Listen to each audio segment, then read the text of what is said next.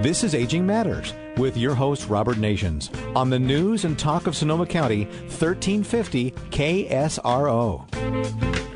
And we're here. And I'm so excited to be here, Michelle. Yeah, it's exciting. End of the year show. End of the year show. And it's about the beginning of a new year. That's really what I want to talk about, like right? Because I think that's the exciting thing. And I'm mostly excited because of our guest today.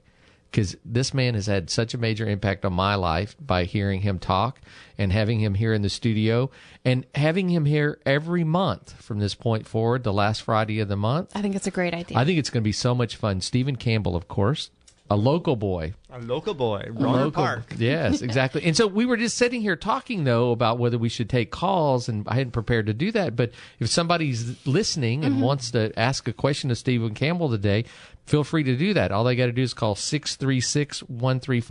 1350, 636 Oh, there you go, 636-1350. That's great. I like that. Oh, that just makes it easy to remember, right? So if you're listening, you want to do that. The premise of what I was hoping to talk about today is as you start looking out toward the new year, what kind of new year are you going to have? Well, you can kind of give the universe direction based on how you approach the year, right? That's right. Exactly. Yes.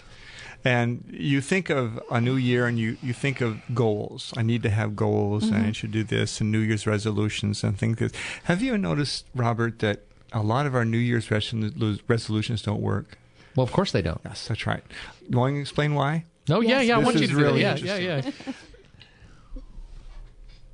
The premise of cognitive psychology, which is what I teach, is that your brain believes everything you tell it without question, which is really scary and really wonderful. That's scary because when you say, I just can't do this, the brain just says, okay, yeah, you're right, I can't. The wonderful part is when you say, I can do this, the brain says, absolutely. Now, is it true? The brain doesn't even care.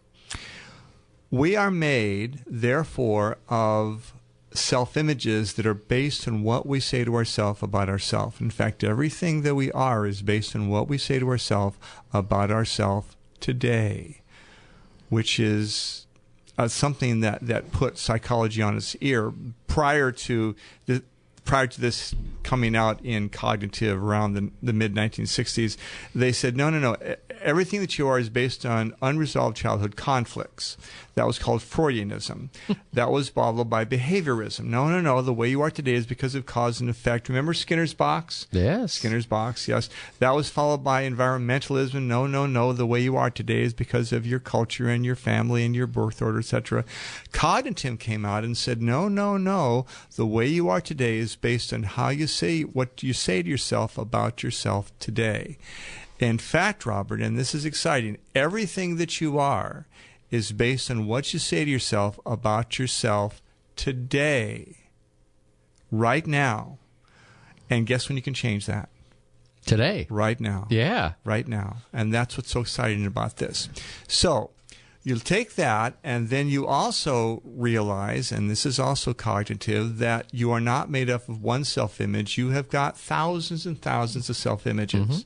Some of them are really high. Some of them are really low. In fact, you have a self-image for how you see yourself as a mom, as a dad, as a grandpa, as an owner, as a card player. I have a self-image for every meal that I cook. Interesting. And some of the meals that I cook, for instance, my scrambled eggs are really, really good. Mary says, I'll only have your scrambled eggs because I use a lot of butter. Don't tell anybody. But I cook really lousy poached eggs. So I have a really high self-image for my scrambled and a really low one for my poached. Okay? Yes. So we have all these thousands of self-images. Now, those self-images are learned. They're learned based on what you say to yourself about yourself today. So how does this all relate to New Year's resolutions? What people do is they concentrate on what they're doing rather than who they are. That's why New Year's resolutions don't work for the long run. Right. Let me illustrate. They work in short term, but not in the long run. Short term, that's right. That's right. For instance, Mary and I have been married for 42 years, and in the first 10 years of our marriage, she smoked. And she would say to me every January 1st, okay, honey, this is the year, this is the year, this is the year, I'll quit smoking, I'll quit smoking. And it would last for maybe a week, 2 weeks, a month, and then she would go on. Why? Because she never changed how she saw herself on the inside. She never said to herself, I am a non-smoker. And so when she would quit smoking, the brain would say, wait a minute, why are you a smoker not smoking? Right. That doesn't make sense. If you're a smoker, you should be smoking. And she wouldn't talk about that. Then one summer after 10 years of this, she flew home to watch her father die of lung cancer. And I picked her up at SFO, and she looked at me and she said, you are looking at a non-smoker. And she hasn't smoked since. Wow. The point is this. What we can do is, rather than having to watch your father die of cancer, we can change what we say to ourselves about ourselves today, which is really, really exciting. So here's why goals and New Year's resolutions don't work. The average goal says something like, I will lose weight, I will repair this relationship, I will exercise more. Right. I will eat less. I will read more. I will. Do you know what the brain says when you say that, Robert? It says, well, I hope you do. Right. Sounds great. Sounds wonderful. That's really inspirational. I think I'll go take a nap. Because when you say, I will do this and I will do that, the brain has absolutely no reason to help you. Because the will is out there someplace. And the brain says, well, that sounds great. I don't have to do a thing. And here's another key of cognitive. The brain doesn't want you to lose that weight. The brain doesn't want you to exercise more because that's a change. That's a risk. What if it doesn't work? Remember the last time it didn't work? Well, you don't want to do that because you felt really bad about yourself, etc. So the brain's fighting you tooth and nail. So when you say, I will do this, I will do that, I will do this, the brain says, well, I hope you do. Good luck. Going to go take a nap. Now, here's how a goal works. Ready? Here we go. I'm already there. I've already lost that weight. I'm already a non-smoker. I've already repaired that relationship. I'm there right now. And then what the brain does, the brain gets up and says, ooh, wait a minute. I got to catch up. Yeah. Look at the scale. Look at the mirror. You're not 200 pounds. You're 240. And I say, no, that's how I see myself today. That's what I'm going to lock on to. And that goes into a principle that I love to share, and that is that our brain locks on to what we lock on to. So the story I tell was when I was a little boy, we lived in San Diego, and my dad taught me how to ride a bicycle. Took me out to this field, took the training wheels off, and stood next to the bike, and then put me on the bike, and he said, now, son, before I give you a shove, you see that rock out there in the road about 50 feet? Yes, Daddy. Don't run into that rock because you'll hurt yourself. So I want to really impress my dad. So I got down on the bike, hands on the handlebars, pedaling like mad, eyes locked onto the rock so I wouldn't run into it. What happened, Robert? Oh, you ran right into the rock. Into the rock. Of course. Absolutely. That's the way the brain works. Because you were focused on the rock. That's right. I was focused on the rock. And the brain focuses on what we focus on. So when I focus on I'm only 200 pounds and I'm 240, the brain says, we got a problem. We got a gap here. Because the scale says 240 and you're 200, we got to close that gap. I do not like gaps. That's another psychology called cognitive. That's called Gestalt psychology. Gestalt psychology is simply the observation. It's based on the observation. The brain hates gaps. So when you say I'm this way, but you're not that way, the brain says we got to close the gap. And the first thing the brain wants to do is let's go back to the old way. Let's go back to the way you've always been. Because that's easy. That's easy. And that's all what you've known, and therefore let's just go back to that. And you say, no, that's not good enough for me now. I'm going to lock on to being 200 pounds. I'm going to lock on to being a non-smoker. I'm going to lock on to a relationship with my daughter. I'm going to lock on to those things that you want in your life, and the brain says, well, then now we need to work together.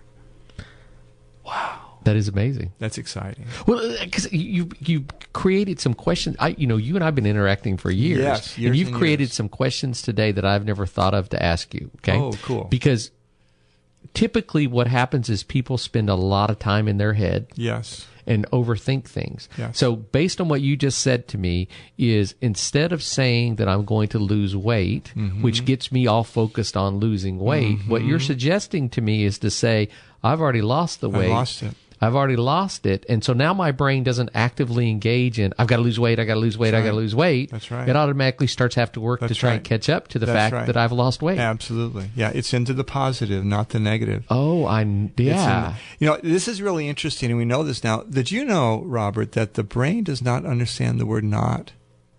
Oh, I understand that. Yeah, it doesn't understand the word not. When you go to a Mexican restaurant and the waitress says, "Don't touch the plate, it's really hot." What's the first thing you do? Yeah, you got to touch the plate. How hot is it? Let's take a break, because I want to come back to that, because I heard another speaker at one point in time talk about that when raising kids, not to say don't touch the table, because the minute you say that, they touch the table. Bingo. And let's talk about why that happens. That's right. So let's take our break, Michelle, and we'll come back and visit more with Stephen Campbell. That sounds great. You're listening to Aging Matters with Robert Nations here on KSRO. You've been listening to Aging Matters with Robert Nations on the news and talk of Sonoma County, 1350 KSRO.